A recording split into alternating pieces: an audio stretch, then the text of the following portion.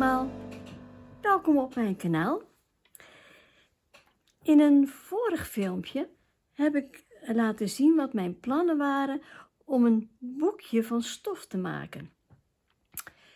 Het boekje is nu af en dat zal ik nu laten zien. En wil je de vorige video zien met die plannen over dat boekje, dan staat de link in het filmpje en onder deze video. Dan kun je het even terugzien. Waarom nou heb ik dit boekje groen genoemd? Omdat ik alleen maar, tenminste zoveel mogelijk groentinten heb gebruikt. Dat vond ik leuk. Dat was een uitdaging. Want je hebt dan één soort kleur en dan wil je toch een boekje maken wat heel gevarieerd is. En daarom heet het ook groen. Dit is geborduurd. En dit zijn Franse staafknoopjes. Dit is een Tsjechische kraal.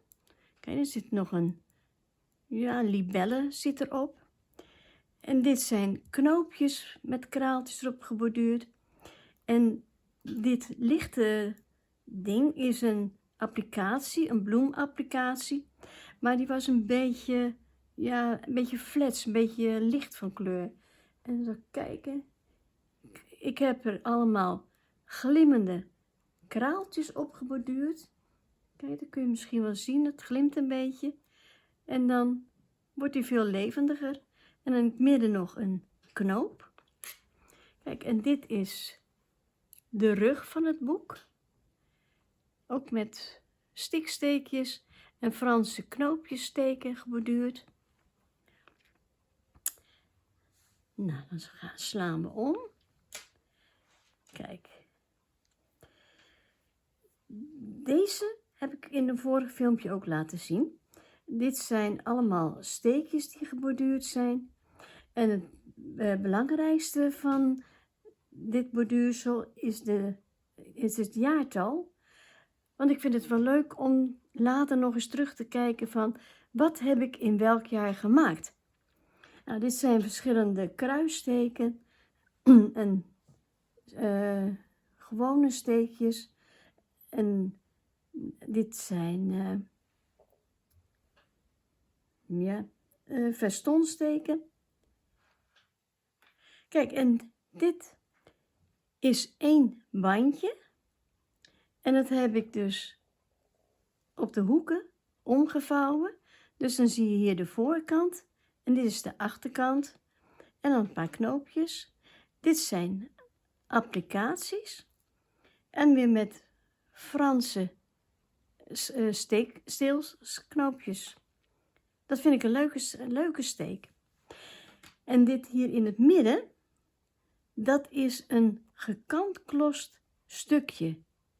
En omdat dit heel erg licht was, heb ik er een applicatie op genaaid. En dat was het hele verhaal van deze pagina. Op de volgende pagina zie je een plaatje. Dat heb ik van de omslag van een boekje gehaald. Want ik vond het er wel mooi bij kleuren. En ik heb hier allemaal takjes geborduurd. Zo om dat meisje heen. En dat was toch weer iets heel anders. Op deze pagina heb ik gebruik gemaakt van een vorm. Even kijken, dit even weg. Kijk, deze vorm. Kijk, dat kun je hier zien. Als ik hem hier opleg, dan heb ik zo in die vorm heb ik dit lapje uitgeknipt. En bij deze ook. En dat heb ik dan geborduurd. En deze twee lapjes hebben in feite ook dezelfde vorm. Alleen die zijn er onder terecht gekomen aan de onderkant. En deze lapjes heb ik ook met zo'n vormpje gemaakt. En dan krijg je dit effect. Nou, en dan wat leuke kraaltjes erop en dan verschillende steken. En dan afgewerkt met een kruisende steek. Dat is dan weer een heel andere pagina geworden. En als we dan omslaan, dan krijgen we eerst deze. Kijk, dit zijn allemaal rijsteken. En die heb ik om de beurt geborduurd. Kijk, ik zal het even laten zien. Kijk, heb ik hier even een lapje. Ik ben begonnen met het borduren van de rode rijsteken. Zeg maar door het hele stuk. En dan daarna heb ik blauwe rijsteken eroverheen geborduurd. En toen groene. Kijk, ik heb het niet helemaal geborduurd, want dan kun je precies zien wat ik eerst gedaan heb en wat daarna kwam. En kijk, en als ik dan nu zeg maar met deze oranje kleur rijstekens ga borduren, dan ga ik er ook weer gewoon overheen. En dan krijg je eigenlijk een laag van allemaal rijgsteekjes. En dat levert dan een heel fleurig geheel op. Kijk, en dan ga ik bijvoorbeeld hier. Ga ik er gewoon overheen.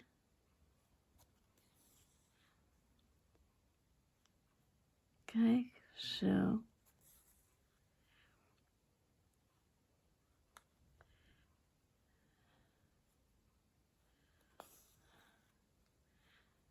Zo. Kijk, en dan krijg je een veelkleurig geheel. En dat bestaat eigenlijk alleen maar uit rijgsteken.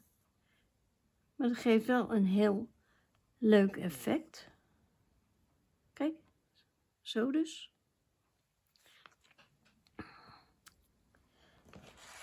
Kijk, en dat heb ik dus hier ook gedaan. Ik ben eerst begonnen met de donkere kleuren. En daarna steeds een iets lichtere kleur. En dan krijg je dus, ja, een heel fleurig geheel. Nou, dat heb ik afgewerkt met een yo-yo met een gehaakt randje eromheen. Daar is ook een video van, hoe je zo'n yo-yo maakt. En die komt ook onder deze video te staan. En dit is gewoon een bandje. Heel eenvoudig en toch weer heel apart. Op deze pagina heb ik allemaal vierkantjes uitgeknipt en heel speels erop gelegd en vastgemaakt. En dan versierd met kraaltjes, leuke steken en afgewerkt met vestonsteken. De volgende pagina, dat is ook weer een verhaal apart. Daar heb ik dus ook een mal voor gebruikt. Kijk. Ik heb... Oh, hij glimt een beetje. Even kijken hoor. Ja, zo kan je het wel zien. Kijk, ik heb een mal. En er staan halve bogen op. En die heb ik dus hier opgelegd. En dan met potlood heb ik dus lijntjes getrokken. Zeg maar tot zover. Toen heb ik hem een kwartslag gedraaid. En hier lijntjes getrokken. Nog een kwartslag gedraaid. Hier hetzelfde gedaan. En op de laatste hoek heb ik ook precies hetzelfde gedaan. En dat kun je dus wel zien. Ik had eerst dan lapjes vastgemaakt. En dan heb ik langs die lijnen heb ik stiksteekjes geborduurd. En dan krijg je dit effect. Kijk, en dan ben ik tot zo ver gegaan. En heb ik deze lijnen. Kijk, die gaan dan over elkaar heen. Maar dat is eigenlijk juist wel grappig. Want dan krijg je een overlappend effect. Dat heb ik hier dus ook gedaan met deze lijnen. En dan hier nog met deze lijnen. Eigenlijk is het heel eenvoudig, maar wel een heel leuk effect. En dan de laatste pagina. Dit was een lapje stof. En daar heb ik een zigzagband rondom vastgenaaid. Wat applicaties, wat steekjes, Franse steelsteekjes heb ik gedaan. En dan als ik hem dan zo omsla, dan heb ik hier een pagina. Dit is een stitcherie met een centengel idee. En van deze stitcherie is ook weer een video gemaakt. En die komt ook weer onder deze video te staan. En ik dacht, dat past wel bij dit boekje. Dus ik heb hem erop vastgemaakt en met rijgsteekjes eromheen geborduurd en stersteken in de hoeken. En dit was dus het groene boekje. En ik ben er wel erg blij mee. Het is mijn allereerste boekje. En het is ja, heel geslaagd. Ik zal nog even één keer, als je even rustig kan zien hoe die geworden is.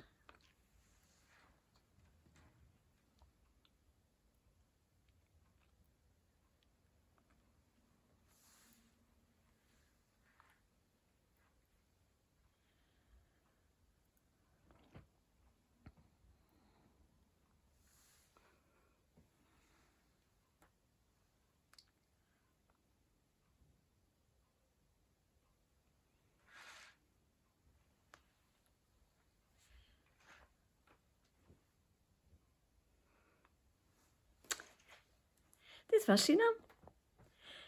Bedankt voor het kijken en graag tot de volgende keer.